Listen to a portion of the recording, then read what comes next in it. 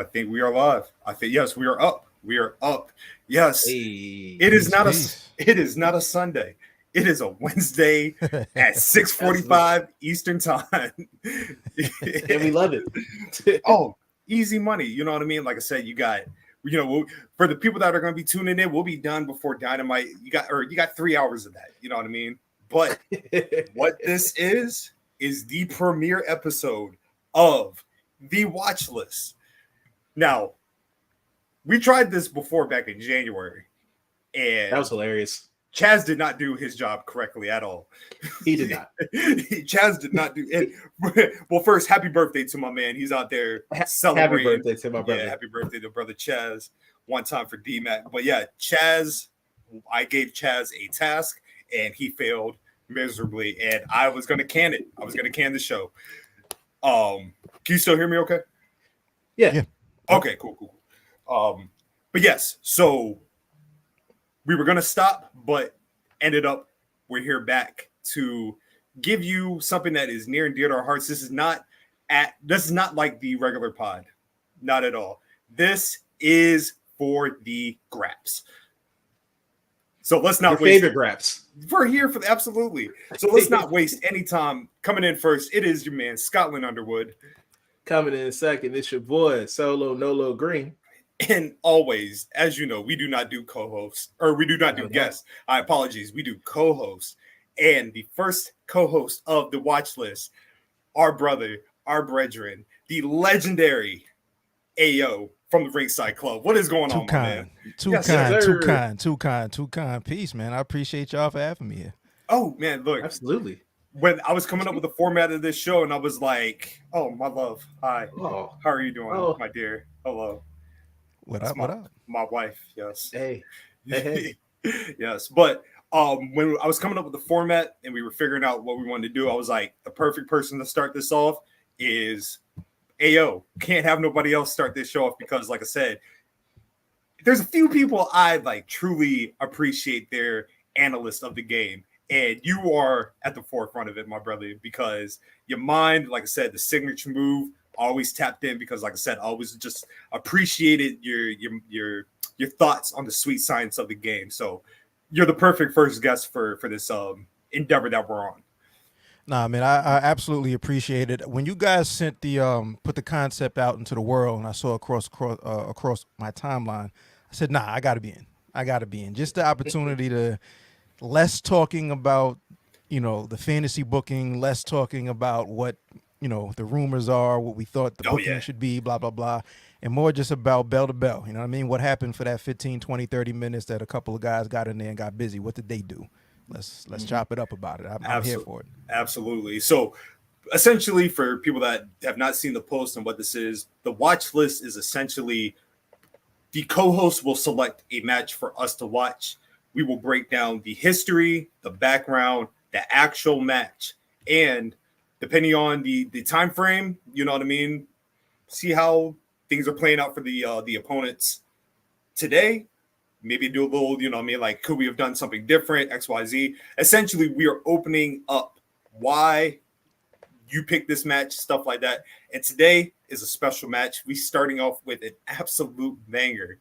Bryan Danielson, Zack Sabre Jr., New Japan, The New Beginning in Osaka, from earlier this year. I believe it was in February 2024.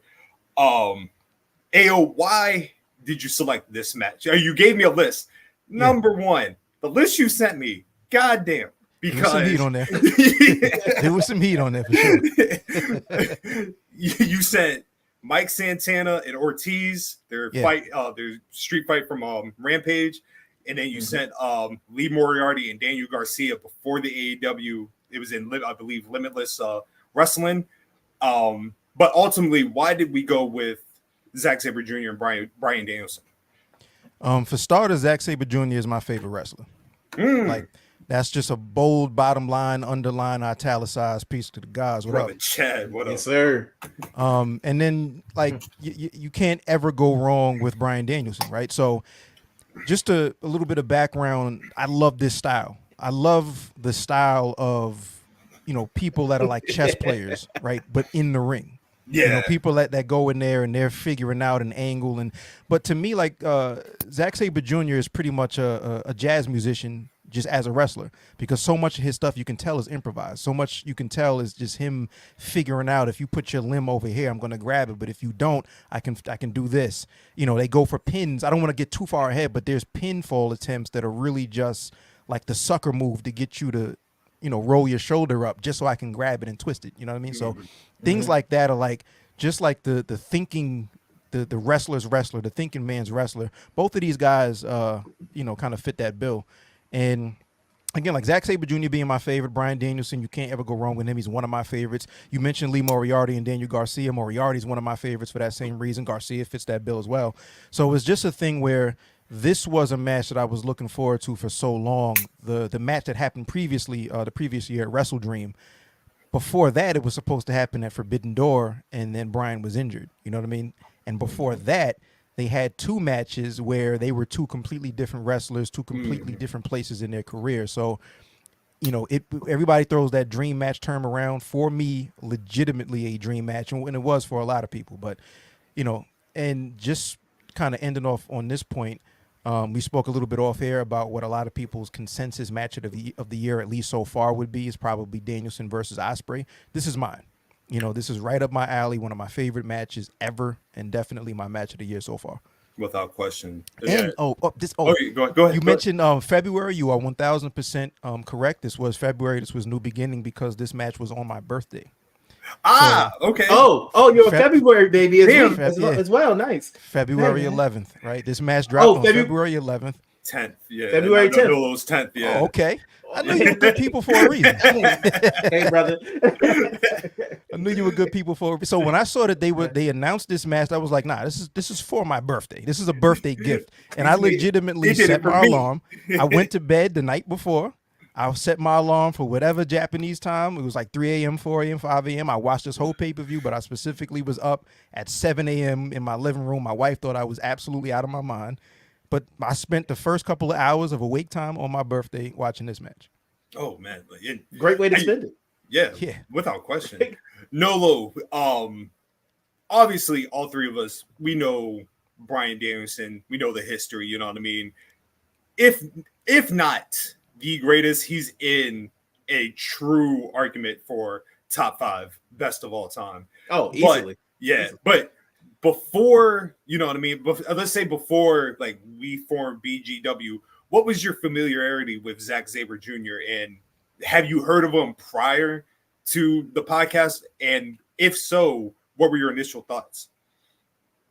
So I knew who he was, and I heard of him before, but I wasn't the biggest New Japan fan. Mm-hmm. So, like, anytime, if you were to recommend me something, I would watch it. And then I'd watch like the whole card for it. And then I would get into it. My introduction to Zack Sabre Jr. Was on one of the cards that you sent me. It was when he was defending the toaster belt. One of those times. And I was like, oh, this man is like on his technical, like really technical shit.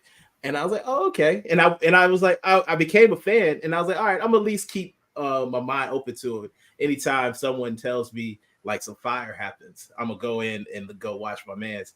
And one thing I can say from when this podcast has started, that he has turned it up so much more since then. And I can't tell you a time where I've been disappointed. Without question. So my introduction to Zack Sabre Jr. was obviously at the time, huge Ring of Honor fan. So I think it was like 2008, 2009, they had a partnership with Pro Wrestling Noah. So obviously I would like go on LimeWire, try to find like cards, you know what I mean, message boards. And everybody had talked about this British kid that was like very technical, young in his beginning stages, but like you saw the potential. Like even back in like 2008, there was a comparison like, oh, he's the British version of Bryan Danielson, which back then you're like, ain't nobody touching Bryan Danielson. It's almost blasphemous to say you know that, what I mean? I'm like, what? And AO, you had brought it up. They have had 2 prior matches. One was in, I believe, a random house show in somewhere in Europe. The second one was in Dutchland in WXW. WXW, yeah. Yeah. Um, very, when you watch those matches, like I said, very unique because it's like you saw the flashes of brilliance in both matches, but it's like this needs a little bit more season. You know what I mean? Yeah. Like I think Sabre was a kid. Yeah, he was like maybe 3 years into the game. A child. Sabre was a kid, and like Sabre isn't really that big of a guy now, and he's put on weight to get into the heavyweight division. Back then, he was like my arm. Like Zack Sabre Jr. was the size of my arm back then, and he was a rookie. He was a kid, and I love that first match because it's, I don't know, 80 people, 50 people, something like that. It looks like it's in a hotel lobby or something, like this was nothing. Nobody was actually clamoring for this match. People didn't know who Zack Sabre was. And this was before Bryan made it to WWE. So he was still like the best in the world and moving around outside, but completely different space in his career. And obviously a completely different space in Zack's career. And same thing with the WXW match. That's probably my least favorite out of the four that they've had. But it was a solid match, but it was weird because I think it was like part of a tournament that Sabre went on to win eventually. It was the 16 carat. Yeah. Obviously we're talking about the background building into this initial match, and I do think it should be noted how important it was for, and this is my opinion, how important it was for Bryan going to WWE for Zack Sabre Jr.'s career, because Bryan at the tail end, by the time he has left Ring of Honor, he's left the Indies, and outside of that summer indie run he had in 2010, it felt like Bryan had done everything he could possibly do as an independent wrestler. Like the next logical step was either WWE or TNA, and at the time, TNA wasn't it. It had to be WWE. So obviously, a void had to be filled to fit the mold of what Bryan Danielson left. That's where Zack Sabre Jr., as the years went on, especially by the time he's gotten to New Japan and more detailed when he joined up with Minoru Suzuki in Suzuki-gun, that's when I felt like, okay, Zack Sabre Jr. is like arrived. You know what I mean? Because gone was the skinny kid from 2008. You had a little bit more of the arrogance, the flair, and the most important thing, and the reason why we're here, the technical style ramped up. You know what I mean? Like he would use moves in his arsenal that was like, it was like a different form of violence, right?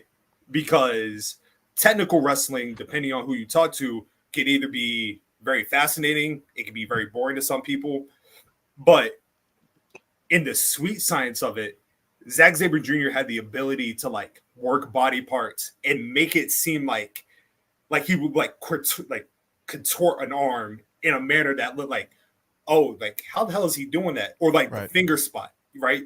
Like peeling the fingers back, but not peeling the fingers back to not to only inflict pain, but like, and you see it in this match, injuring the fingers because it made sense because they use their hand for a particular move. To use holds. Yeah, you know what I mean? Like each move is almost like proof of concept that wrestler is thinking 2 and 3 and 4 steps ahead. Yeah. You know, even as far as improvising and doing something on the fly, there's a consequence to it. You know, there's an effect that plays itself out a little bit further down in the match all the time. Yeah. Bryan, obviously we know how his style has evolved over the years, you know what I mean?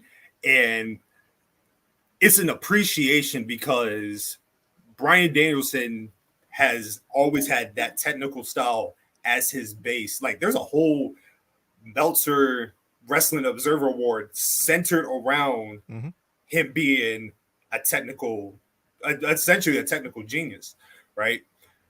And so what happens throughout this time, Bryan is in WWE, Zack Sabre Jr. doing this thing in New Japan.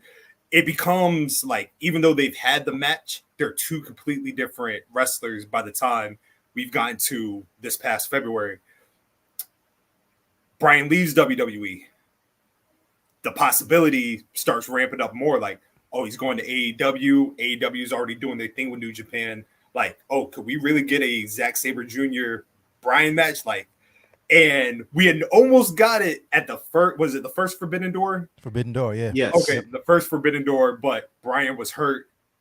That was the debut of Claudio Castagnoli, right? Ended up being Claudio's debut. Yeah. I don't think he was sidebar. He probably wasn't meant to be Blackpool Combat Club had it not been for that injury. Theory of I don't mine, think. but No, I don't think that's so a either. that's a fair assumption. That's a fair assumption. Damn, I didn't even think about that.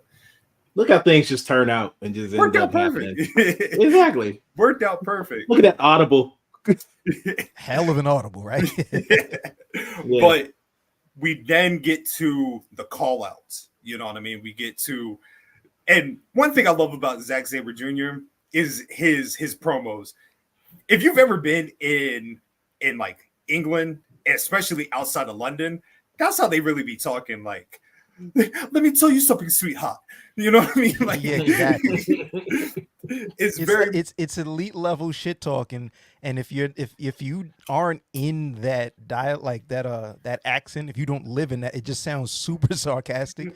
You could be being paid the biggest compliment ever, and it's like, fuck me, like, Yo, is he coming at me right now? yeah, like, Yeah. this nigga just called me. That's why I love it personally. yeah, Yeah, I mean, that's what I'm saying. Like, I think that's like I used to love the post match of like New Japan shows because I just loved hearing like Zack Sabre Jr. kind of promo because like it's like he never smiled. Right? You know what I mean? Oh, and it should be noted just the backtrack how poetic it was for those that remember when Zack Sabre Jr. was in the Cruiserweight Classic for WWE and the admiration Bryan Danielson had for him on commentary. Like, Bryan spoke, like, for people that were just, like, first time seeing Zack Sabre Jr., Bryan spoke, like, it felt like life into how people perceive Zack Sabre Jr. from a casual eye. You know what I mean? Because I think Bryan recognized Zack as, like, this is how pro wrestling should be. You know what I mean? Especially if you are a fan of, like, that British catch can. You know what I mean? Like the pioneers, the Johnny Saints, you know what I mean? Like that's a whole different conversation, right? But that's my bag, bro. Like, I love it. I was gonna say this could be a whole 3-hour show if we go that route. But the Wrestle Dream match happens. Finally takes down in Seattle. In Ryan's hometown. Bell to bell, and like I said, this is just a synopsis before we get to the New Japan match. Bell to bell, that match is absolutely beautiful because I think you can sense the excitement that both men, maybe they may have not shown it, but like the excitement that both men had, because going back to what I was saying, these are two different men in two completely different eras in their lives. You know what I mean? Like, this is not 2008. This is 14 years later. Just how it like started in that match. You can see like how Danielson was like just circling him on the ground, just kind of get to him the whole time, just throwing anticipation. Loved it. Yeah. It's chess. It's like to me, it's like, you know, you can kind of compare it to so many different things, but whatever field you're in, when you're kind of doing your thing and you know that you're up there, whatever the top level is, you're very well aware without being arrogant that whatever the top is, I'm definitely up there as far as people that get busy. And then there are people that you're with and you'll work with them and it's like, cool, you're good, you're talented, whatever. Then you meet somebody who you recognize is also up there. There's very few. Further up you go, the less and less people you see. So there's like that giddiness of like, finally, if I had a doubt in my mind about how good I am, I can really test myself against somebody who is on that level, because there's very few.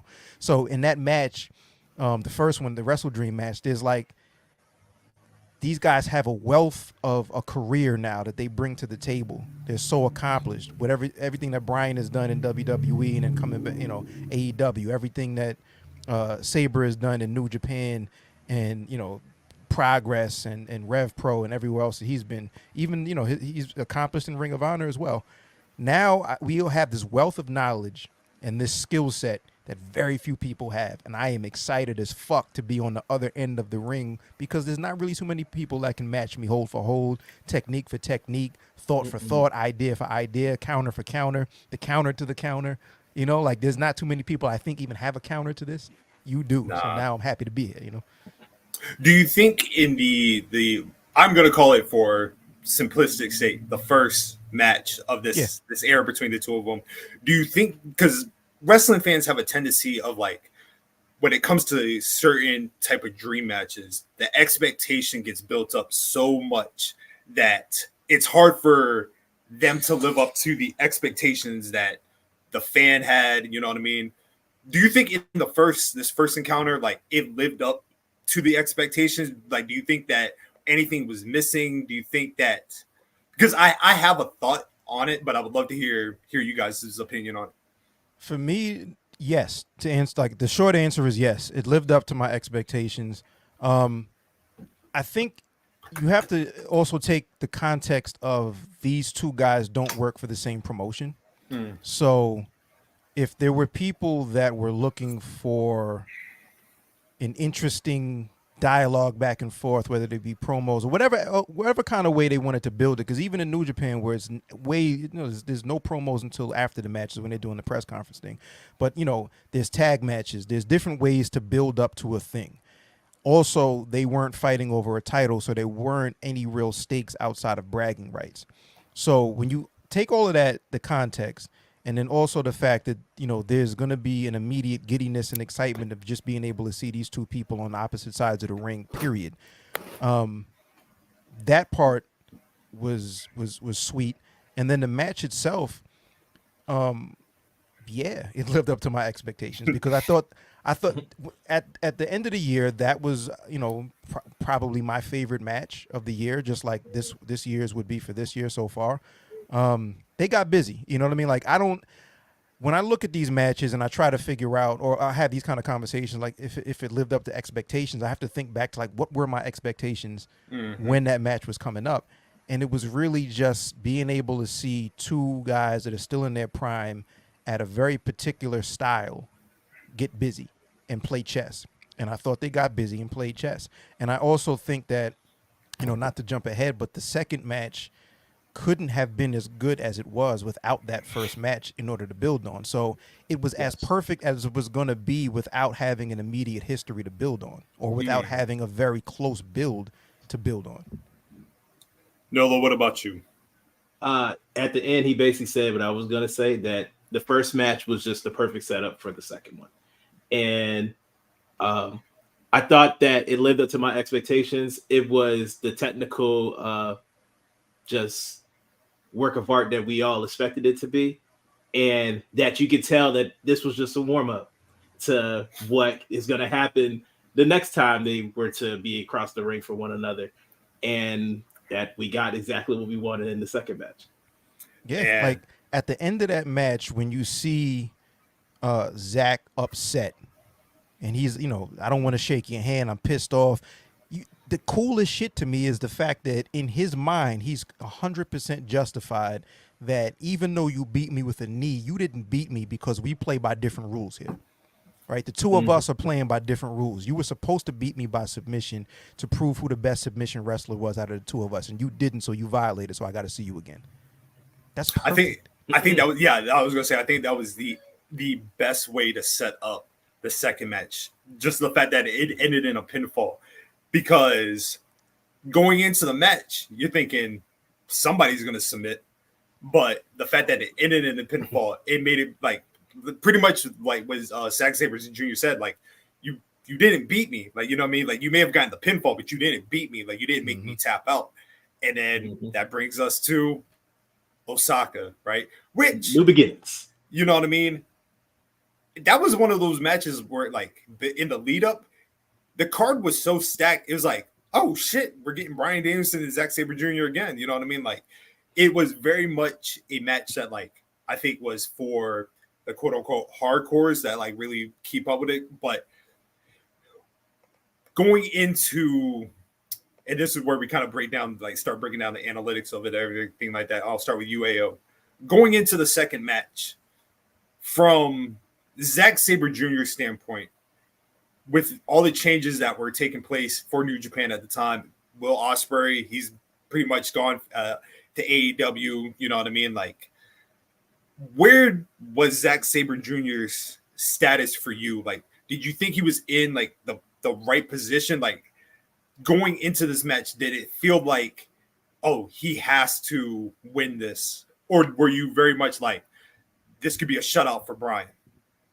Nah, to me, it was a must win for Sabre for that reason. Like, because there was so much turnover, not only with Ospreay leaving, Okada was right around the corner from leaving.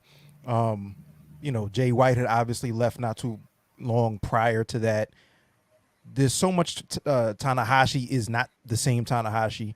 So that main event, yeah, exactly. That main event level is like right. It's primed for new blood. And as good as Zack is, the one thing that we haven't been able to see Zack do is be the guy. We haven't been able to see him be the world champion in one of these like high profile promotions. He's been the Rev Pro guy, you know what I mean? But as far as like the high profile promotions would be obviously your WWE, AEW, your New Japan, to a lesser extent, TNA, but the promotions where if somebody does something, there's going to be a conversation, a very broad conversation the next day or even while it's happening. So to answer your question, yeah, this was a must win for Zack, because at the time, my thought was this is going to be a match that, he proves within this little feud, with this feud with Bryan, who the better of the two are. And then he moves on to do something. He lost the television title, so it's almost like you lose to move up. He lost that title to move up to whatever he was going to move up to. And it hasn't played out that way, obviously, since this match. He's back as the television champion. Maybe it's a shorter term thing, but at the time it was like, if he loses this, I don't know what you actually do, in the immediate future, at least, with Zack Sabre Jr. in New Japan. He's not an AEW wrestler where he's going to be on the next AEW pay-per-view to get that win back. Yeah. And like I said, he's made note, like, he has no intention leaving New Japan. Like I said, like Japan has essentially became his second home. So like, right.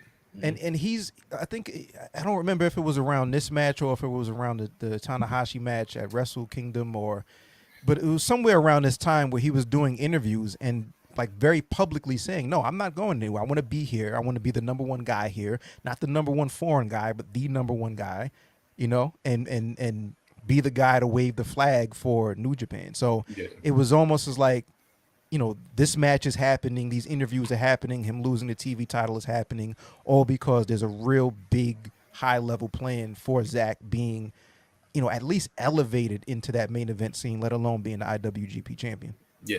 And like I said, when we get to the end of the match, we'll actually dive a little bit more into Zack Sabre's, like, his going on in New Japan. But then the flip side to that is Bryan Danielson. This is where I'll get your opinion, Nolo. Bryan has made it note, this is his last year as a full-time wrestler. Like I said, been doing this a long time. And we've seen the body of work he has already put together in 2024. Like, right now, he's my wrestler of the year. Like, and because, like I say, he's getting an opportunity, like I said, this match, Hechicero, you know what I mean? Going to Reno, Mexico, wrestling Blue Panther, Vega with Shane Taylor, you know what I mean? Shibata, you know what I mean? Like, it's like he's knowing that this is his last year as a full-time competitor. He's like, let's just do what I know how to do, and that's wrestle. Cross things off the list. You know what I mean? So for you going into this match, was there a one love? Thank you, brothers. Thank you, bro. Thank you. Much love. The PE. Much love. PE. That's peace to Keeks, by the way. We yes. Oh, absolutely. She's actually gonna be popping up on the podcast on the 19th, if I'm not mistaken. It is the 19th. Yes. Yeah. But Bryan, do you think, knowing that this is his last full year as a competitor, do you think he feels added pressure for every match that he goes in? Like, do you think right now he's operating like, and obviously we know the history, he's been retired before. The fact that he's getting a chance to do it on his own terms, do you think he is very much cautious of like every match that I've got for this year is going to be all or nothing? I think honestly, it's the complete opposite. That he goes into every match that he has that's crossing off like this list of his, like at peace, knowing that this is it. Like he's knocking out every single person that he's ever wanted to wrestle. Everybody that every match he's going into, he's gonna give his all in. But since he knows this is like the end, that he's gonna continue to put on, whether it be a technical masterclass, whether it be a brawl, whatever the type of match is gonna be, he's gonna give it his all, and he's gonna continue to give us the excellence that he has been giving us for what 20 years or so. However long it's been. Bro, the first time I saw Bryan Danielson, I was like 11 years old. This shit is a long time. This is a long time, dog. My man, he's been outside. He has been outside. He has been a very long time. When Bryan debuted, they had just started introducing DVDs. Oh, God. You know what I'm saying? And now they obsolete.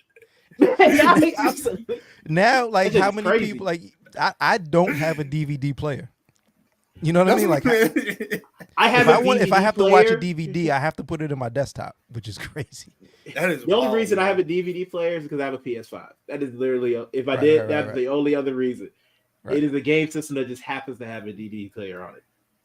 Bryan right now is like the guy, if you know, especially like people that are retired or retiring, right? You're getting near retirement age, but you're still coming into the office. You're gonna take a longer lunch break. You know what I mean? Yeah, like I'll get back whenever the fuck I get back. I'm doing what I want to do, bro. So he's like, I'm gonna have these matches in whatever style. If I feel like jumping off of whatever the fuck, if I feel like going a little bit long, like whatever Bryan feels like doing is what's happening right now. Like that list, his collision list alone. Ridiculous. Banger. Ridiculous. Every single one. Can't name a bad one. He went to CMLL, wrestled down there, and then flew right back the next day. Like, he's really the wrestler's wrestler, man. That's outrageous. That man does not want to be home. That's crazy. You would think for totally different reasons than Jericho. Yeah. Like you would think he would hate his family the way that he be going on the road. You know, before we break, because we're now at the point for the match, I think it'd be dope. Maybe like a couple months or maybe like a couple weeks, you come back on and we review the 2001 the super indie tournament, the one that had Bryan, Low-Key, Spanky, Brian Kendrick, they had Scoot Andrews. You know what I mean? Like, listen, I'm absolutely down for it, especially because it's going to be with fresh eyes. Because what you're mentioning now, I haven't seen. Like a weird ass Snapple fact with me is, as far as New Japan and I was introduced to Ring of Honor and New Japan probably through like AJ Styles and the Bucks somehow. Prior to that, hadn't watched Ring of Honor, hadn't watched New Japan. Even with AJ Styles, I was introduced to AJ Styles as the version of AJ Styles in the Bullet Club. So the entire TNA, so that period of time prior to that was really just watching. Like, I was out of wrestling for quite some time, but prior to that, it was heavy on WCW, heavy on ECW, heavy on WWF at the time, and whatever I could read about from like Pro Wrestling Illustrated and The Wrestler and all those magazines. So there will be a lot of wrestlers in New Japan that I was familiar with because I saw them in the magazines, but I hadn't seen matches. You know what I mean? Right. So I'm down. Like, whatever fucking nerd shit you want to send me, dog, I'm down. Let's talk about it. I'm gonna read you before we get to the match. I'm gonna read you the list, and I'm gonna start off with the two names that probably nobody would know, which is Jarda France and Tony Jones. Who Tony Jones he was a California guy, but the remaining list is Bryan Danielson, Adam Pearce, AJ Styles, Bison Smith, Christopher Daniels, Donovan Morgan, Doug Williams, Frankie Kazarian, Low-Key, phenomenal, Samoa Joe, Scoot Andrews, Brian Kendrick, Super Dragon, and Vinny Massaro. Yeah, what year is this? Send me the links. This was 2000, where can I see this? 2001. Man. 2001. Yeah. So that's something that I'll put that in the docket. I'll put that in the docket. Man, I was in 8th grade.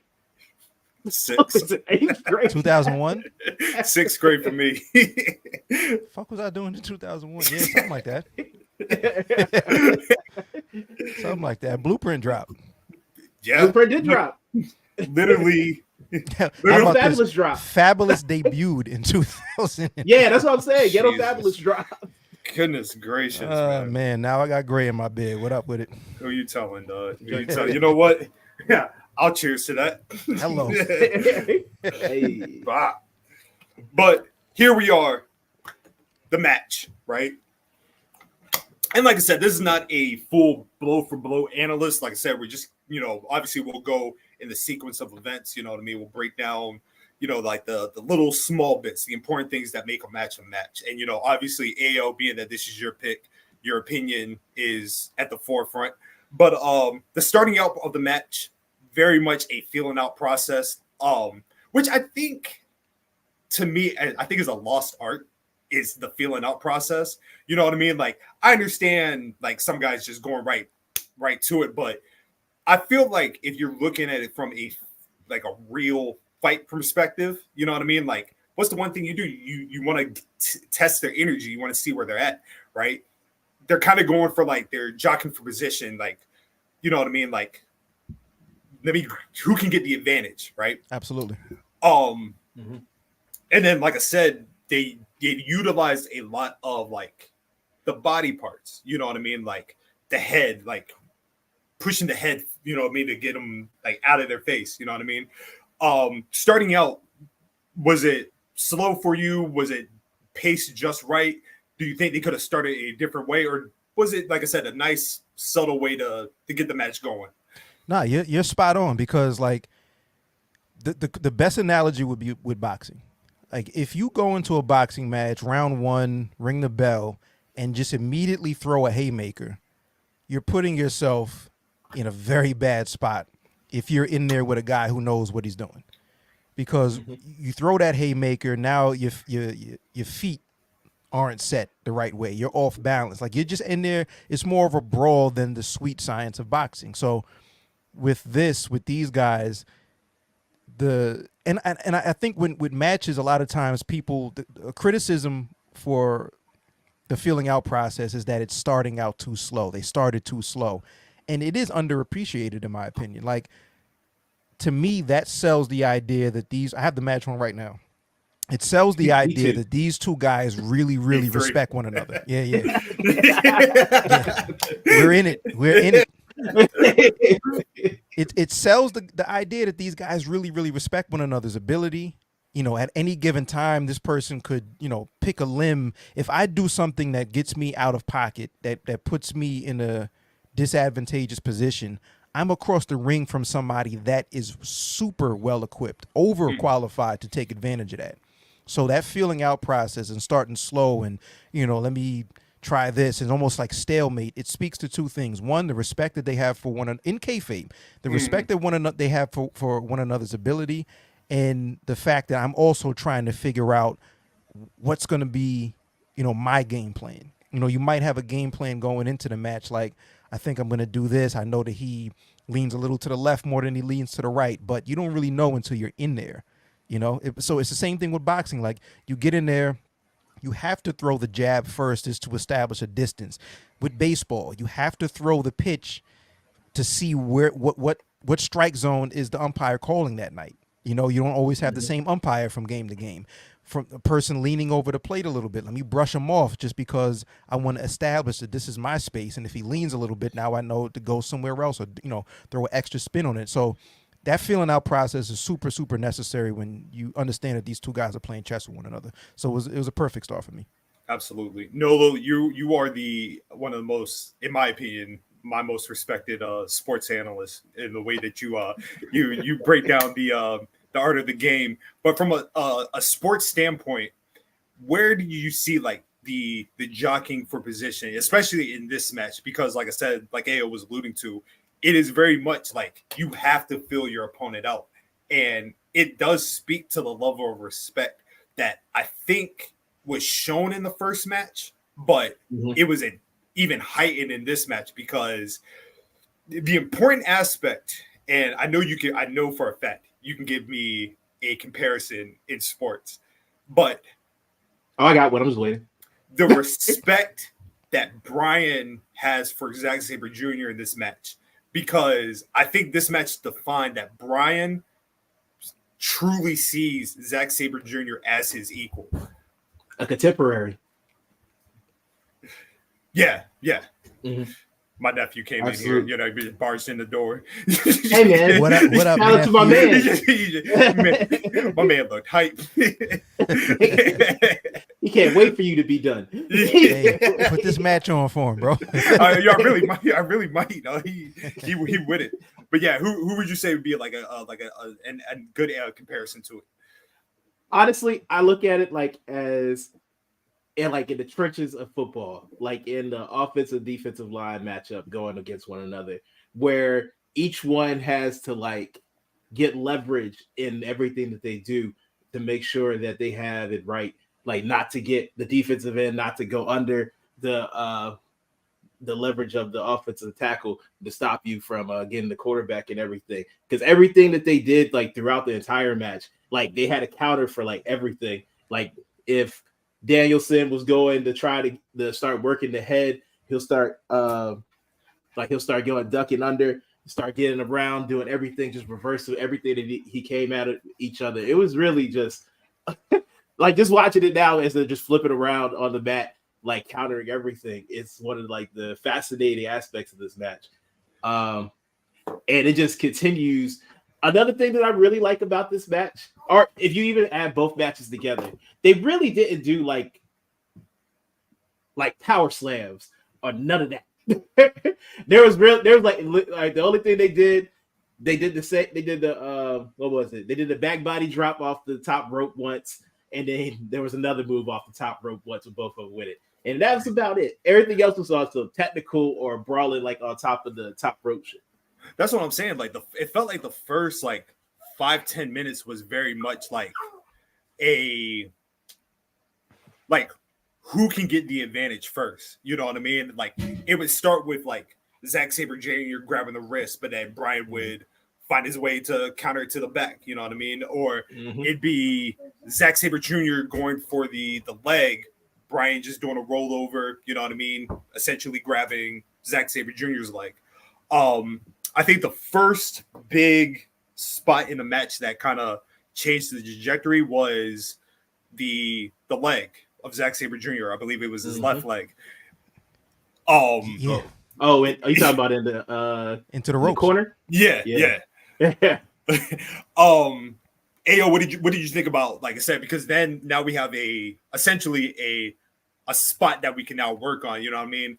I am very critical of somebody attacking a part of the body and the person not selling it. You know what I mean? And not even selling it to the effect of oh, my adrenaline's kicking in. No, you completely bypassing that you know what I mean? Right. Zack Sabre Jr., the way he does it is he notices his legs hurt. He tries to stand. He tries to shake it off. But he's doing getting away from Bryan. Not giving Bryan an opportunity. He's creating that distance. Yeah. So, what, break that spot down for me. What did you think about? I believe, was it a suplex or a hip toss into the bottom rope? It was hip one toss. of the two. It was hip a hip toss. Yeah. Into the bottom rope. And the cool thing is, a lot of people may not realize that those ropes don't feel good. No. When people are running the ropes or when you're laying on the ropes, that shit isn't a rubber band. That hurts, right? So I remember seeing criticism of that spot because somebody said it felt like Zach's leg was hurt too suddenly. It almost happened too fast. And I'm like, well, my man, that's how fights happen. You know what I mean? Sometimes you can literally just step wrong and pull something. Shit happens, right? So Zach's selling was so fucking good here. because, like you alluded to, or like you mentioned rather, he immediately wanted to create distance. You saw him like kind of stepping and trying to rotate his ankle and his calf to whatever's wrong, whatever I'm trying to get it right. I'm trying to see how, and then he's limping, right? And Bryan is picking up on this. It's a wounded animal now, and a hunter is noticing where the wound is. Now I'm gonna go after it a little bit. But he's selling. Like, one of my favorite points of the match is where they're not even really touching one another. Like, Sabre is walking or running around the ring with this weird limp, and he's trying to psych himself up, and he has this adrenaline, and he's screaming. One of the illest things about Zack is just the way that he yells, like, ah, ah, and he's yelling, and the fans are getting into it. But it's not even the two of them, like, touching. It's more so him trying to figure out how to get my body right and keep this limb away from this psychotic submission guy that I'm across the ring from. So it was the turning point of the match, because right before that, it was just that stalemate. It was them figuring out, jockeying for position, jabbing one another. Let me try this. Let me try that. Nobody really had an advantage. And that was right around basically the 10. This match was about 30 minutes, 35 minutes. That was right around the first third of the match. The first third of the match was really them just going back and forth. And then this happened. And it was like, all right, we know where Bryan is going, at least for the immediate future. He's going to focus on whatever is wrong with Zack's leg. Yeah.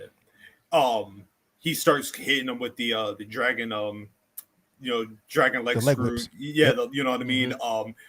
Hit him with a couple of submissions on the leg, ankle lock, you know what I mean? Just to mention, probably the gnarliest dragon screw leg whip I might have ever seen, because it might have been the way that, Bryan hit him with it, and the way that Zack stepped, it looked like he legitimately hyperextended his knee. It was like one of those real quick things. It was like, oh shit, that doesn't look like it was, that looks a little bad. And I do think that's an aspect of the game that, like, I think this is one of those matches, like, I feel like if you're a student of wrestling, whether you're a wrestler, fan, commentator, XYZ, like, it's little things like that. People underestimate, like, the way you can contort your body can make something look so much painful. Like, I put, like, Dragunov in that, Ilya Dragunov in that same category, like, just like the way, like, it's the twitch, you know what I mean? Like, it's like, oh, you've done something, like, my brain's not comprehending exactly what you did. Right. And like you were saying, Bryan is such a master at making submissions look painful. You know what I mean? Like, Zack Sabre Jr. does the exact same thing, but, like, I think Bryan has that, like, old man energy to it. You know what I mean? Like, it's just very beard. You know what I mean? Like, I'm gonna put, like, extreme pain, extreme twerk. But there's a violence I think that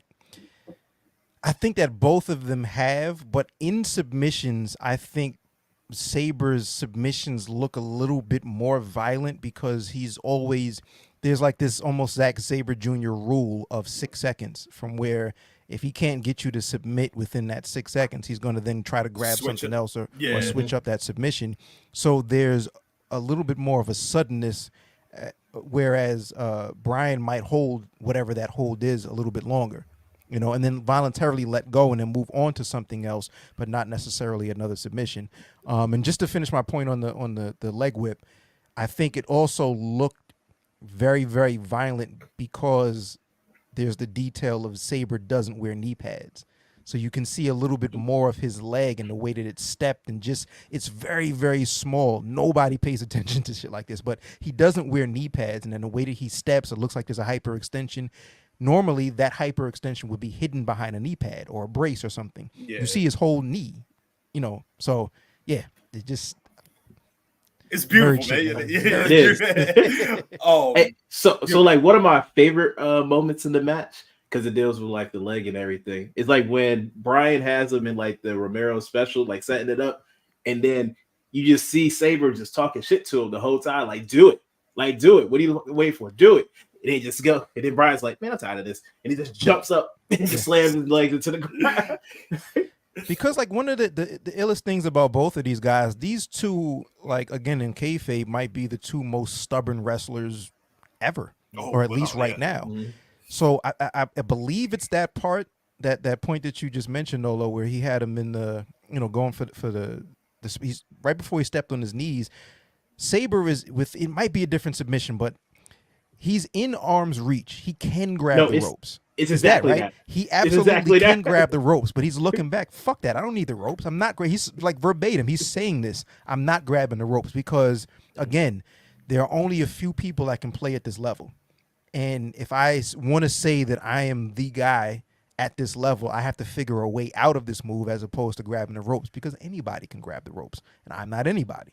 You know what I mean? It's like it's super stubborn, and Bryan is the same way. It's like, I know that I'm better than just grabbing the ropes, and if I have to grab the ropes, it's because I'm pushing the red button. Because other than that, I got to tap out. And I felt like I said, like the ego of both men kind of goes both ways in offense and defense. Because in one way, it's like, I want to inflict as much damage on you as possible. I want to create like pain for you, but I don't want this to end right now. You know what I mean? Like, it was very much in that sequence after Sabre Jr., hurt the leg, where like Bryan, you know what I mean? Like he's jumping on the legs, you know what I mean? Like doing the ankle lock. He hits the German. Even the part where like he gets him in position for the surfboard, but like he's taking his elbows and like smashing them into the ribs. You know what I mean? Like, and I remember at one point somebody was like, that move doesn't look like it would hurt. That's stupid, right? Because, right, if you have somebody and you are stretching their limbs, right? First of all, the leg muscle it takes to balance somebody while you're stretching them in itself, and you already know how Bryan gets down when he does that move. He'll extend the arms, but then he'll eventually end up grabbing the neck, which means his knees are now into your lower back. Yeah. Right. Which sets up perfectly for like the label lock. You know what I mean? Like, it's the little things that like Bryan and Zack Sabre Jr. are good at, is break the body down. So by the time we have gotten to the end, it could be like, there's nothing for you to do but tap. It's compound interest. Like, we if whatever limb I do damage to right now, it's going to come into play at some point. Middle of the match, end of the match, and because these guys have so many different submissions at the in their arsenal, if I hurt your knee now, best believe I'm gonna come back to that later, and it's gonna hurt worse. Yeah. So then, like, the match keeps going, the moves. At this point, we're starting to see a little bit more strikes. You know what I mean? European uppercuts, chops in the corner, while still incorporating the technical side. So I guess the next question would be, was there a perfect blend to the technical as much as there was as like the other aspects of what a wrestling match would like? If this match had been bell to bell, just technical, like they haven't like because I think in the initial notes I wrote, I was like, this very much feels like a jiu-jitsu match. You know what I mean? Like the way that Zack Sabre Jr. would hit the ground, wanting Bryan to come into his guard. Beautiful aspect. But like I said, the strikes add a different element to it, because at this point, it's like they're starting to realize, like, all right, I'm not getting you with the submissions. Let's break the body down even further. Do you think there was a perfect balance to it? I'm going to answer that question with a question, and I'm so glad you brought this point up, because my question is there a difference between a technical wrestler and a submission wrestler? Ooh. Man, that's a damn good question. I feel like they do this. I feel like they're like two sides of the same coin for the most part. I don't really see that big of a difference between them at all. I'm gonna say there's a difference. Okay. Yeah. My point of view on that is, every part of the game there is high level technique. So when you say somebody is the best technical wrestler, it doesn't necessarily mean, I think they're used interchangeably, even by these two guys, by the way. When they're saying you're the best technical wrestler, I think they're underselling how good they are at other things outside of submission-based wrestling. Because, for example, there is a way to throw a suplex, and then there's a high level way to throw a suplex where technique is involved. Submissions, there's a high level way to throw a strike. There's a high level way to do everything. So when you mention that these two guys are throwing more strikes at this point in the match, the interesting thing to me is it's still in my brain. It might not even be in their minds, but in my mind, it still falls under the umbrella of technical wrestling because there is a better way to throw a strike than other ways. You know what I mean? The difference between the first match and the second match, the Wrestle Dream match and the New Beginning match, is you can make the argument. I don't want to jump too far ahead, so I'll come back to this. But my whole point is like there is a technical aspect to the strikes that they're throwing, where that strike is placed, the velocity of that strike, the angle, all of that is all technique. You know what I mean? That kind of adds to somebody being the best technical wrestler. Like I could make the argument right now that Will Ospreay is the best technical wrestler in the world, right now, because everything that he does is done probably better than anybody else trying to do the same thing. Even with the forearm off of the top rope, if you compare his forearm right now to who he got it from, AJ Styles, I would say that he's probably throwing it better than AJ Styles throws it right now for youth, for health, for athleticism. AJ is on the other side of his prime, whereas Ospreay is right there in his prime right now. So this part of the match where they're throwing strikes, it's still technical to me. It's like the fluidity of it. You know what I mean? Like it's very much like the best match I can compare it to, like for both instance of a technical wrestler and a submission wrestler. For those that remember Bryan's match with Takeshi Morishima, you know what I mean, in Ring of Honor, Morishima was a monster brawler. Bryan had to adjust his style because, like I said, like Morishima detached his retina. You know what I mean? Like that's how violent their matches were. But the way Bryan would even get to the point of like throwing the elbow strikes, it was like there was like an art to it. It was like even down to like the corner of the elbow. You know what I mean? Like some guys will be in the corner, it's just boom, boom, boom. Bryan would hit, be like, pop. Like he was like the elbow would hit the top of the head. Yeah, that's technique.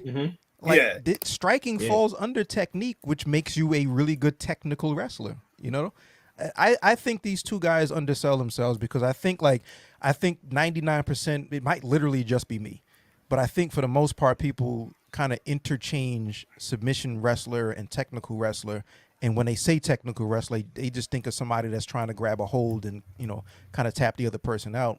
And to me, I think having a well-rounded game, it's like the MMA. Like in MMA, there are people that are good at, you know, at wrestling. So you have to be a high-level wrestler in order to compete with another high-level wrestler. But there's people that bring all of these different things to the table, and their technique in all of these different aspects has to be up in order to make it to that top level.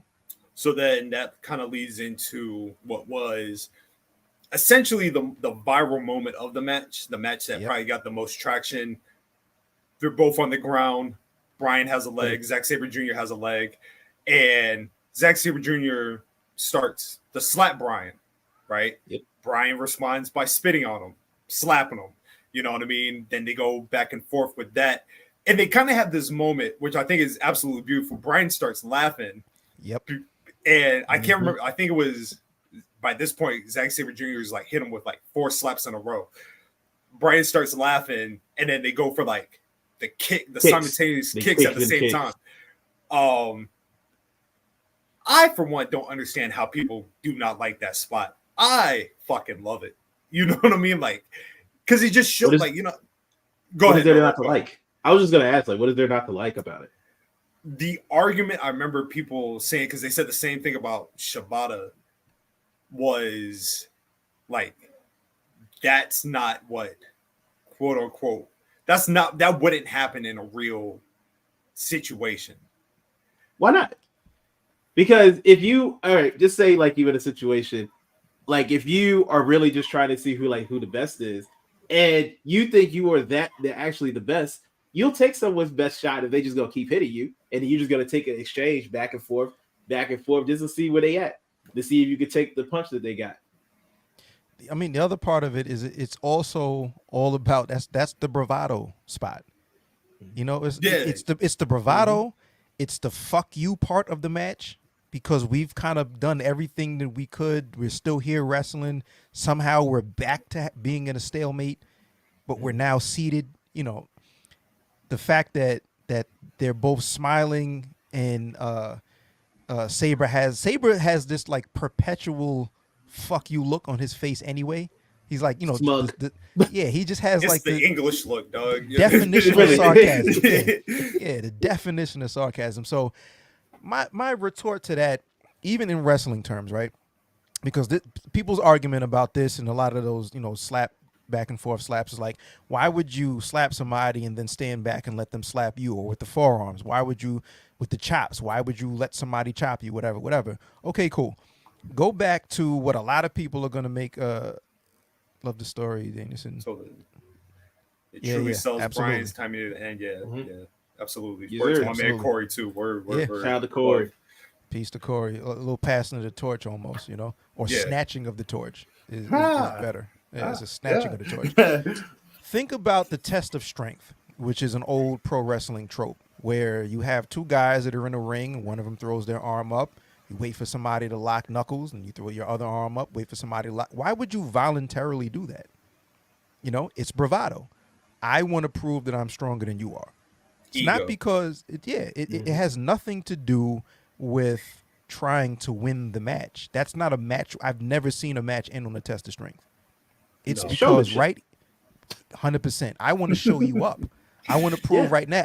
Everybody thinks you're strong. Everybody think, you know, you got these muscles. Fuck your muscles, bro. What's up? Let's see who. You know, your muscles are for show.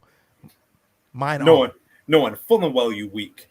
Yeah. But exactly. I'm here. But I'm here. Me, who is all of 5'7", 160 pounds, would absolutely go into a match and say, "Fuck your muscles," you know, Batista. What's up? What's up? Yeah, but that's all it is. So, you know, within that story, we have to also remember that, you know, the genre of entertainment of pro wrestling is a dramatic and sometimes comedic portrayal of a sport, but it's not a sport. You know, so if you want just shit that's going to make sense from a competitive standpoint, watch an actual sport. If you want the drama and the bravado and the overinflated egos and all of that, that's what that is. And that's what that spot was. These two guys, they have, you know, submissions locked. If they were trying to just only win the match right there, either one of them could have just latched on a little bit tighter and a little bit stronger on the ankle or whatever, you know, the half crab basically is what both of them had each other in. Instead, nah. This is the fuck you spot. I'm going to spit at you. I'm going to laugh at you. I'm going to kick you. And then we get kick, 3 kicks in a row to where they knock each other back, both of them shoulders to the mat. And then they pop back up and they go back at it again. It's just, it's the fuck you spot. And the crowd loved it. You know what I mean? Like, exactly. The most important part. The most important part. The crowd loved it. You know what I'm saying? One of my favorite parts of this match is getting this is in Japan, in Osaka, right? This is Osaka? Yeah, this is Osaka. Right. Yeah.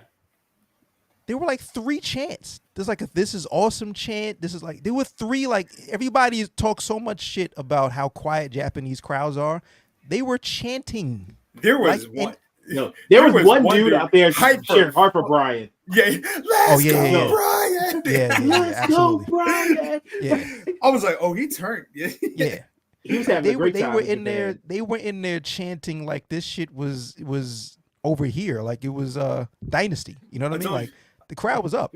This is why, like, people's opinion online sometimes it's not real life, because, like I said, like, we're sitting here, we appreciate the art of the game, but at the end of the day, from the wrestler standpoint, it's if you are having a match and the crowd is quiet, then you start assessing, like, damn, we could have done better. But when you have the crowd going like the way they had it going, you know what I mean? Because like they're appreciating what they're seeing. They're seeing the build up. You know what I mean? Like the spot happens again on the outside of on the apron. You know what I mean? On the outside of the ring, Bryan hits him with the kick.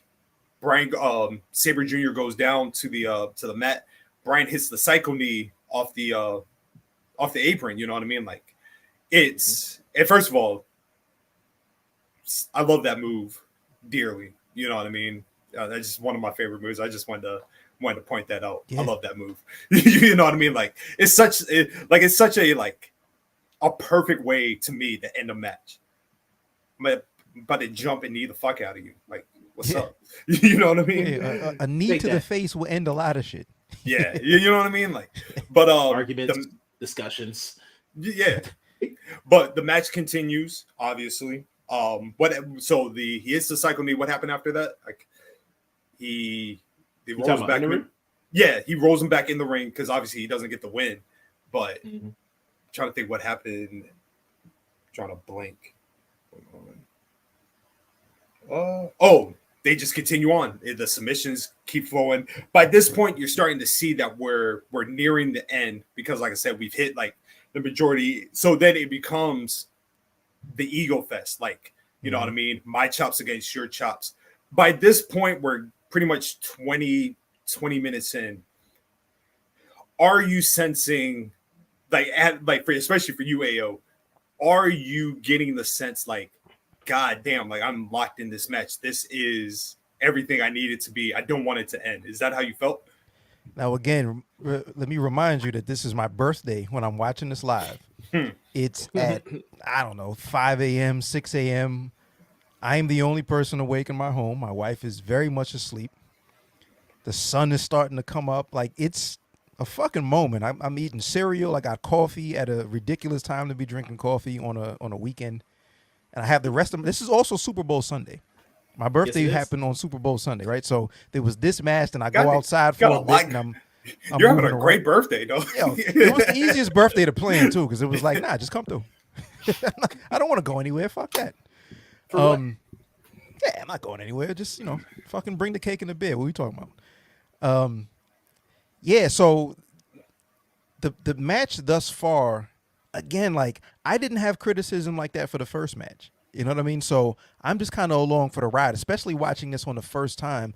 You don't really have an idea of how long this match is going to go. Like we all have watched, how many thousands of wrestling matches. You can kind of figure out when they're in their go home sequence a little bit, or at least they're ramping up for that. But even still, I didn't have an idea of how long this match was going to go. This was I believe the last match before the main, which was eventually going to be an over an hour long cage match. Yeah. But we didn't know it was going to be an hour long cage match. So, and then also understanding, like, we also didn't know that this match, whether this was going to be the last match that these guys have against one another, or they're building to something else, or whatever the case was. So watching this for the absolute first time, I'm just along for the ride. I'm absolutely along for the ride, hook, line, and sinker. Again, believing that Zack should win this match logically for booking reasons, understanding where Bryan is in his mind as far as his career and what he wants to do. I'm looking for a Sabre win, but I'm still not 100%. Like, if I had to bet, I wouldn't bet with 100% confidence that it's going one way or another at this point. 20 minutes, we still got another 10 minutes of this match, and it's still very much a stalemate. Even the first third was stalemate, 50-50. Then we get into where somebody would have a little bit longer of an advantage. We see the injury of Sabre's ankle. We saw that stalemate back and forth, the frustration, the fuck you spot, like I called it. But there still really isn't a definitive advantage to where somebody is. There's no dominance here. With a Brock match, just pulling a name out of the hat. Brock will dominate for 90% of that match, and if he loses, it's only because you caught him lacking at the end. That isn't this. These guys are very much still playing chess at this point. Yeah. And that's essentially how the match comes to an end. You know what I mean? Like, the last 5 minutes is very much back and forth. You know what I mean? Like, Sabre at one point hits a beautiful Michinoku driver. That shit was gorgeous. He leapt off of the 1 foot. Like, he jumped. Gorgeous. It was, yeah. I mean, if it ended that way, poetic. If it ended with the Sabre driver, but I think that's probably the best one he's hit too. Yeah, exactly. But wait, there's more. But like you said, like, it's just a constant back and forth, and we've now gotten to the point, like I said, like, the quick falls start to happen. You know what I mean? Mm-hmm. Sabre hits the, you know what I mean, like the neck bridge, 1-2 kick out. Bryan going for the roll up, 1-2 nothing. He hits the cycle. He goes for the cycle knee. He ends up hitting it. He goes for a second one, but this time Zack Sabre Jr. has countered it. Right. Does a roll up. Bryan kicks out, and then I believe the ending sequence is he does. I think Bryan goes for what move was it? Was it a German that he hit? I'd have to see, but nah, he tries to pin him, and then Zack gets him out, has him both by his arms like this, and has that little pinning thing where he gets up, fits up. Bryan gets up again. The European clutch, I believe. Yeah. And the match ends. And I thought, honestly, my first time watching it, I was like, damn, that's it. You know what I mean? And I'm like, I kind of wanted the match to still go because it felt like it ended abruptly, like, damn, they could have probably went a couple more minutes. Watching it back, it was a perfect ending because, once again, it sets up neither man has submitted, right? Exactly. Exactly. There's so many ways that this can go now. I have so many thoughts on coming out of this. Quarterback this, bro, because I could go on a tangent. I know exactly how this goes. So before we get to that, like I said, a new introduction to this show is I'm sick and tired of people's star ratings and their opinion and everything. Tonight we are introducing the Nolo Green Leaf system, right? Created by the legend himself, Nolo Green. You know what I mean? So we are actually introducing our very own star rating here at BGW, and we're doing it with leaves. You know what I mean? So I fuck with it. You know what I mean? Ao, I know this is your end of your match of the year. What rating are you giving this match? What's the scale? 1 leaf to 5 leaves. So yes, that's my answer. Of course, this is 5. This is 5 leaves. This is absolutely 5 leaves. Like, I would have given 5 to the first. Yeah. This is 5. Yeah. This is 5. Like to find fault in this match, I really wonder what it is that you're watching. You know what I mean? Because like the way that I judge anything is not completely, but partially, what was your intent? Like if you're the artist, these two are artists. These two guys are artists. As the artist, what were you intending to do? I can't judge what your final product is by comparing it to what somebody else's final product is, because your intent might not be the same thing. You know, with your genre of music, your genre of wrestling, your whatever it is that you. So this is the highest level of what Sabre does, the highest level of what Bryan does, which isn't good enough because you can have two people. It was an arm whip. This is the 3rd time I've run this match back, by the way. And when Sabre's leg hits the bottom rope, it's he wrung his arm and kind of. So it was almost like a hip toss, but he just dragged him by his arm. But anyway, the other part is the chemistry. So you have two guys that are really, really good at what they do, and they do it really, really high level all the time. That doesn't necessarily mean that two guys are going to have chemistry. They have chemistry. You know, they have a certain, like, as far as dance partners go, it was just perfect. You know what I mean? So, yeah, fuck, my answer is, yeah, of course this is 5 leaves, bro. Like, again, consensus match of the year may differ from depending on who you talk to, but this is mine, you know? And a lot of that has to do with preference, but a lot of everything that we're talking about has to do with preference. And Nolo, since this is your Leafs rating system, what would you for the first ever very first Nolo rating? What are we giving this match? Oh, this absolutely gets a 5 from me. It has everything that you want in a match, and the best thing about this is that it's gonna be another one. So this is probably gonna be more. And indeed, just how the first one ended, like it ended in a pinfall, and Zack was like, "Yo, man, you got me, but you didn't submit me." The second one, you can see the desperation on Zack's face, like afterwards, like, "Yo, I got him," and he's like relieved and just happy, and you just got Bryan over there like, like, what the fuck? How did he do this? Like, he did not expect to lose this. He just thought he knew he was better than him. It was magnifique. And I told people that we would be out of here before Dynamite. Fuck Dynamite. This is way more important. Hey, you know what I mean? I literally don't know what time it is right now. So That's what I'm saying. Yeah, I don't it's fuck. it's 8:01. I don't care about Dynamite at all. We're not gonna stay long, but hold on real quick. He can stay in here. He's good. No. What up, nephew? Oh, that was my sister this time. Oh. What's up, Rhea? But I definitely give this 5 leaves, you know what I mean, just for the reasons that you spoke of for both of you. And it felt very much like, I don't want to say this because like I don't know a better way of saying it. It very much felt like what I would have done as the beginning of Zack Sabre Jr. as the guy for New Japan. And as the years went on, I feel like New Japan hasn't done right by Zack Sabre Jr., but I genuinely believe that's because he's winning the G1. That's my opinion. That's what I hope. Yeah, that's my hope. He wins the G1. He wins the IWGP. Yeah. You are using logic. Somebody got to a New Japan, man. You using logic with Gato? Yeah, I don't know what he's doing. So this is where, like I said, like we could kind of not play around a little bit, but kind of like analyze where we're going with. I do think that the rematch happens, but if we remember in the post match, both men said like, we've already done it in my hometown. We've already done it in Japan. My opinion, the third and final match where whoever wins, the submission victory happens, where somebody taps out. And I think I said it on the pod.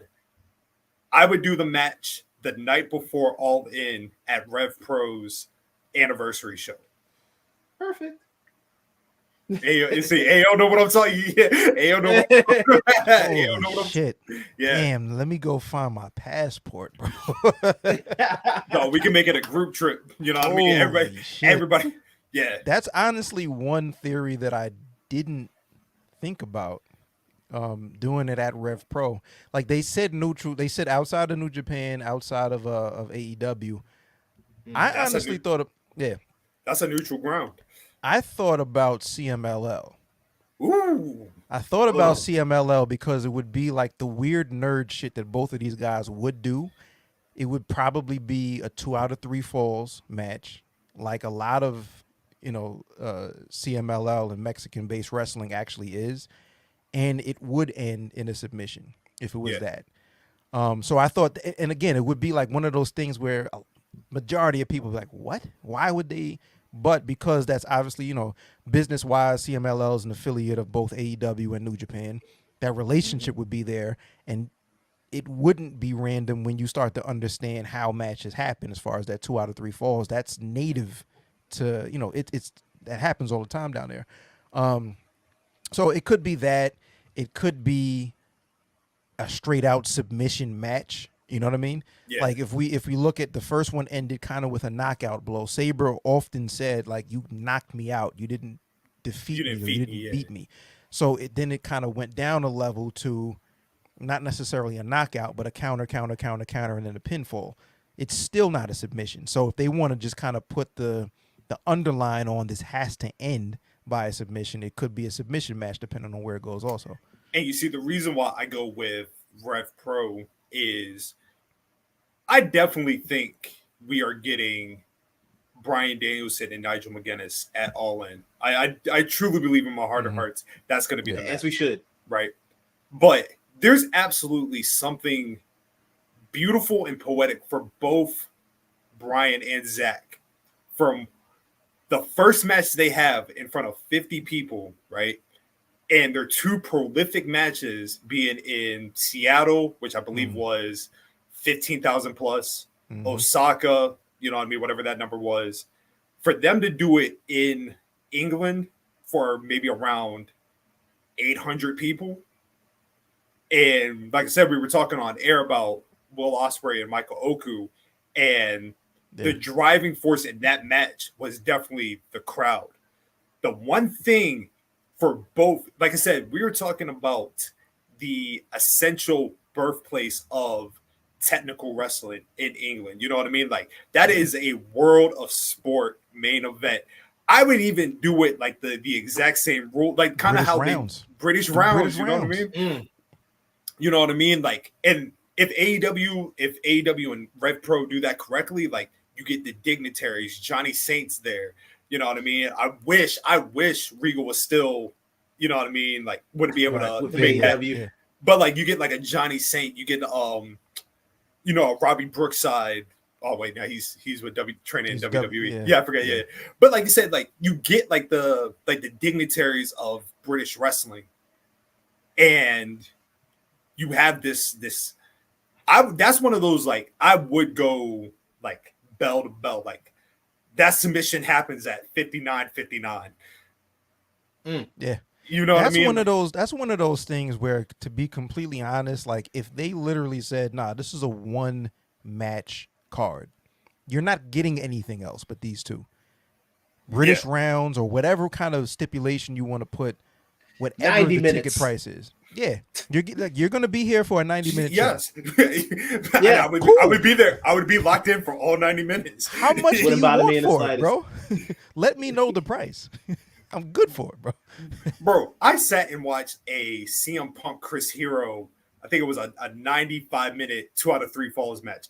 Yeah. I'll sit for 90 minutes for Dragon 100%. And you know what I mean? And like I said, that Rev Pro show already, like, it's starting to cook, because I think the match is Michael Oku and Luke Jacobs, which, listen, man, one of my matches of the year so far is Luke Jacobs versus Connor Mills at Rev Pro. I don't remember. I believe it was the card. It was the next weekend after the Oku versus Ospreay match. Because Connor Mills, holy that card, moly. yeah. Holy moly, it was so good.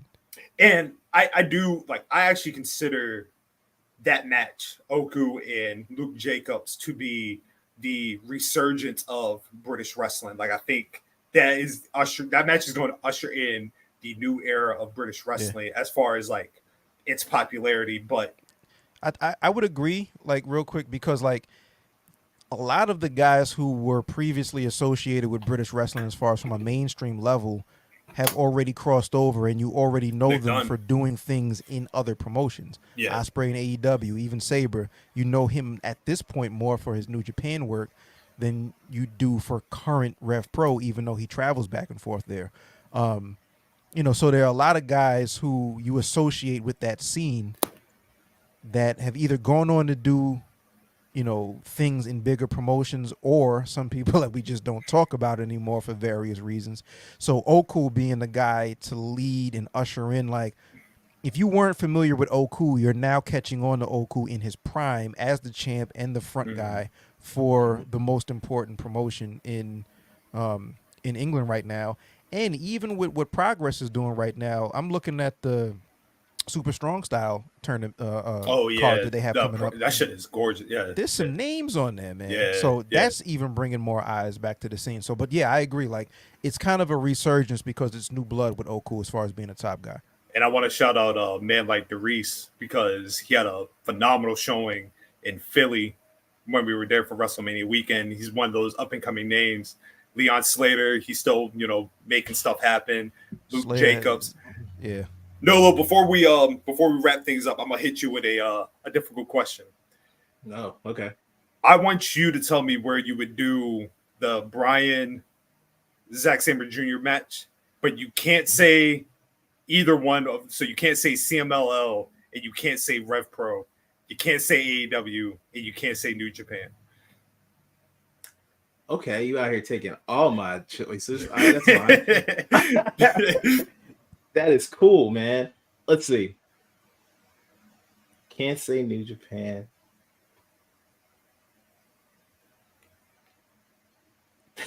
So I didn't have a promotion, but I had a place I wanted to put it. Okay.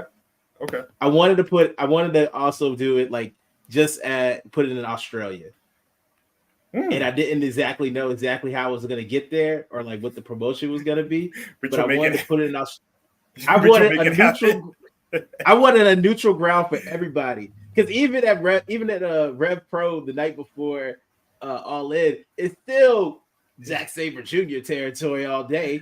So I wanted as neutral as possible, and then you just let them go at it. I like that. I like Australia. Yeah, don't ask me what promotion though, because I have no idea. Because you took everything away that I would have said.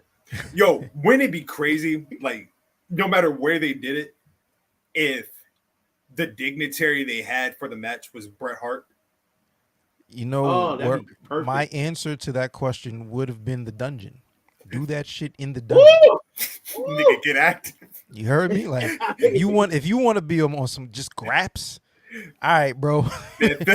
Go in the Hart family basement, my man. Fill your spirit. Natalia gonna be there. Fill your spirit with Stu Hart. Yeah. Stretch him. All right. Stretch him. You see how I did this arm? Yeah. I like that. Damn. I like your thinking. Yeah, you can scratch the back of your head with your elbow now, bro. You heard? Mr. Fantastic, get it ready. Yeah. Shit, nigga, at this point, do it. Bring back the Lions Den match. Yeah. Lions Den. Bring back Ken Shamrock as a special guest ref. You know what I mean? Steve Blackman. What's Steve Blackman doing? He got to be doing something, right? Yeah, I think he's a bounty hunter. He's a bounty hunter. I would not want Steve Blackman. That makes so much sense. Either he's a bounty hunter or he's a bondsman. He's a bail's bondsman. Yeah, either way, some shit that I wouldn't get into. So more power to him. I'm good. So before we get out of here, this is the part. This is for your AO.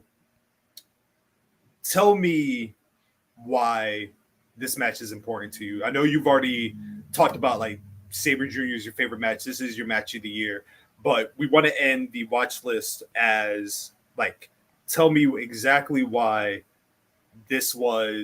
what this match exactly means to you. I think like if you're having a conversation with somebody that doesn't necessarily watch wrestling, one of the questions that we all get is like, that's fake, right? Mm-hmm. Yeah. If I'm going to show a match to that person as a response without saying something, this looks as legitimate and quote unquote real of a sport genre-esque type of match that you're going to get.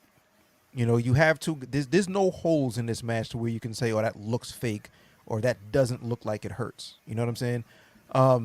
So this to me is like the perfect answer to the, that's fake type of comment. As far as importance, I think that's like, I wouldn't have to say something. I would just press play to somebody that says something like that. And then the other part of importance, the other aspect of importance here is, again, like I think this is, if all goes right with the rest of the year for Sabre's career, this is probably the point where you can say ultimate confidence was given by whomever the decision makers are, whoever the bookers are that are making decisions as to who wins and loses these matches. This was his most high-profile match. And this is also Bryan Danielson, on the way down, but very happily passing that torch to somebody who he feels comfortable with taking this style that if I didn't make it famous, I at least played a huge part of it, regardless of what award Meltzer named after me and how many times both of these guys won that award. When you take the critics out of it and just with the boys, like, this is a style that I want to pass on to somebody. This was the passing of that. If they don't have that match that we all just talked about, we think they're going to have to complete a trilogy, and it ended here, it still ended fine for me. You know what I mean? Yeah. And as far as like passing that torch on, there isn't anybody more qualified right now to take that torch from Bryan than Zack. So for those two reasons, perfect answer to the it's fake, and passing the torch from who a lot of people have as their GOAT, passing it on to to the next guy. I love that. Nolo, any thoughts before we hit the closing segment? I don't understand how anyone can watch this match and not like it, personally. Yeah. All right, man. I get that people have different preferences and it's not for everything isn't for everybody. But I don't know how you can like watch that match and not be able to like get something out of it that you didn't at least appreciate or like. That's just me personally. Yeah. I know for me, like when you gave me the list of choices, the initial match I was going to pick was Santana and Ortiz. Just because, like we talked about, there's so much meat on the bone that we can get into history. And I told you I really love the Moriarty Garcia match because, like, they're both hungry young bulls. But in starting this series, this was the absolute perfect match to start on because it represents what I think is a tradition in wrestling that we don't speak about often because of the nature of the game, and that is the passing of the torch. Wrestling is an evolved state from what you saw in the 50s is something that you could probably see in today's wrestling. You know what I mean? Somebody always fills somebody's role. You know what I mean? So, like, as a kid growing up, being a Bret Hart fan, seeing Bryan Danielson opened a different love for pro wrestling for me. Seeing Zack Sabre Jr. installs that exact same love for the game. And I feel like that's how we all three of us think. Like, you know what I mean? Like, it's continuous evolution that makes the game better. And I can't wait. And I feel like, you know what I mean? Eventually, someday we can talk about the Zack Sabre Jr. It was Connor Mills, right? That he wrestled at that Ospreay Oku match. Yes. Yeah. Yes. And man, like I was immediately made a fan of Connor Mills because of that match. I hadn't seen him wrestle before. And think about it, Connor Mills he's a young kid. That's a parallel to Bryan Sabre Jr. in 08. Yeah. So who knows, 14 years down the line, we could be seeing the veteran, even more veteran Zack Sabre Jr. against a veteran 40, almost 50-year-old Zack Sabre Jr. still able to do what he does at a high enough level to credibly pass the torch to the next guy up. Imagine if it's Connor Mills. Imagine if it's Lee Moriarty, who Garcia. I think has Daniel Garcia. Yeah, like they Moriarty have. Yeah, Moriarty has it. You know, Moriarty has it, and that's why he's again like one of my favorite guys to watch. But yeah, 100%. Like and being able to pass the torch while you're still. What is Bryan Danielson versus what he is now? Like, there's no real drop off. He's having. Like you mentioned, Scotland, he's your wrestler of the year so far, you know, and he's talking about being on his way out of at least full-time wrestling. There's no drop off. So being able to pass the torch while you can still not only go with anybody, but lead everything that you're in. You can even say he's even better than what he was. I was just about to say that. Yeah. I've literally been watching, like I was watching the first, you know what I mean? Like I went back and watched the tapes. Him in FMW, you know what I mean? Like Bryan Danielson right now, damn near might be the most perfect version of Bryan Danielson we've ever seen. I agree. You know what I mean? But yeah, that was the first episode of the watch list, everybody. Ayo. This was so fun, man. This was fucking great, man. I love this episode, man. I loved it. First of all, before we get out, shout out to the Ringside Club. You, the homie Chad Law, Blake Boogie. Y'all niggas have been making moves, power moves. Yes, y'all have. Mega moves. You know what I mean? Hold on. God damn, my cup is way too far. Y'all have been making super moves, man. I know y'all are also closing in eventually on that 100th episode. Yes, we You are. know what I mean? So, obviously. Love to see it, man. Yeah, man.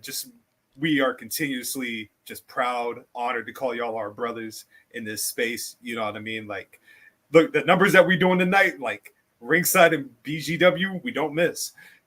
We sure don't.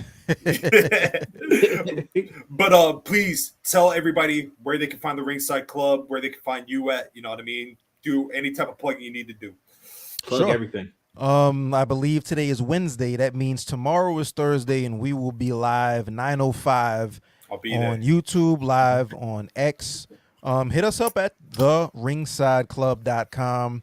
We're across all socials. We're everywhere the podcasts are available, Apple Podcasts, Spotify, and all that. But just head to therinsideclub.com. We have 2 more guests that we will have on tomorrow, so we will be announcing them probably top of the day tomorrow.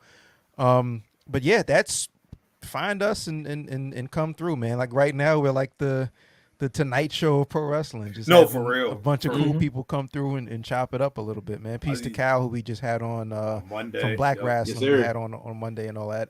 So that peace to Chad, peace to Blaine Boogie, and of course peace to Ron, who was founding father of the Ringside Club. Who, you know, Ron was in my wedding, so don't, if anybody thinks that was leaving the show as far as an issue, absolutely not. I talk to that guy all the time, you know what I mean? So, you know what I mean? But yeah, we're still doing our thing. And then as far as me, man, depends on what you want, man. Like basically find me at madebyAOBaker.com. You know what I mean? Like I dip and dab in a couple of things, man. I'm a senior copywriter as far as advertising is concerned.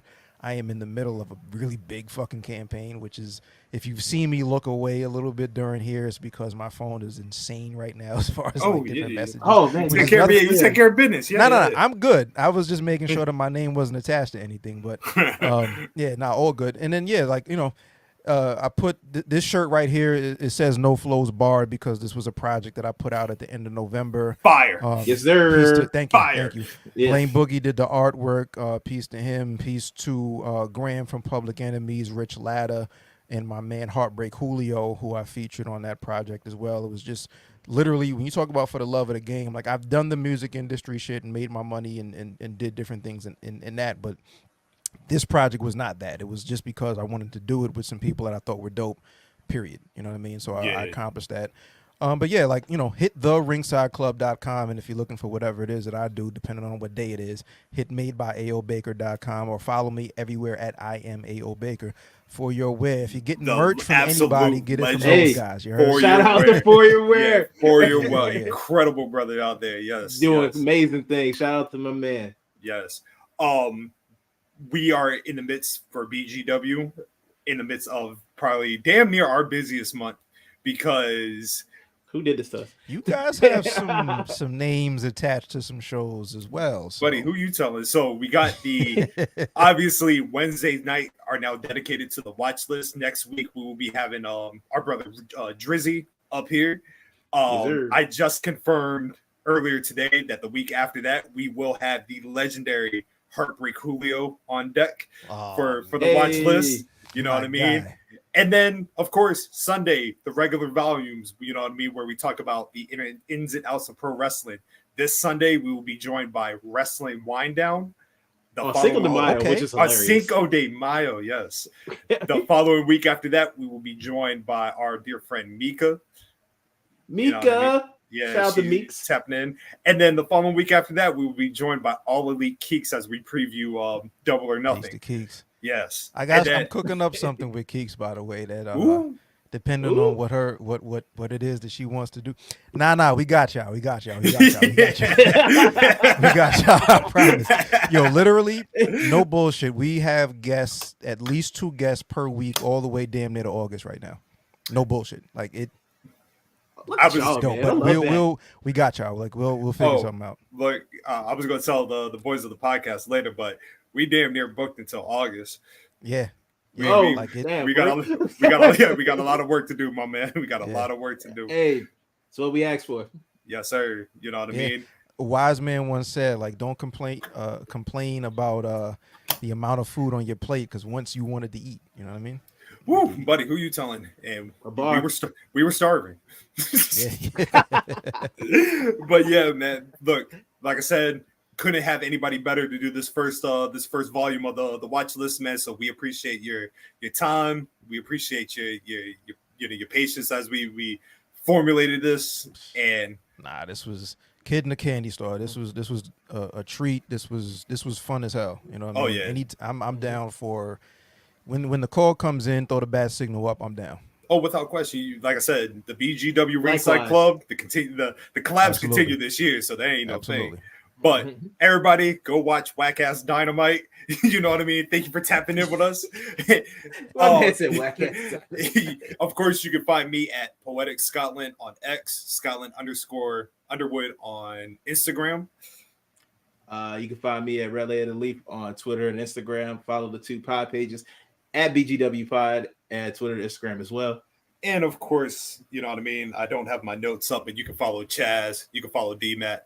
Their pages are on the BGW page, so follow them, brothers, too. But yeah, we will see like I said, tap in everybody for Ringside tomorrow. Tap in with us on this Sunday. But until next time, we are out.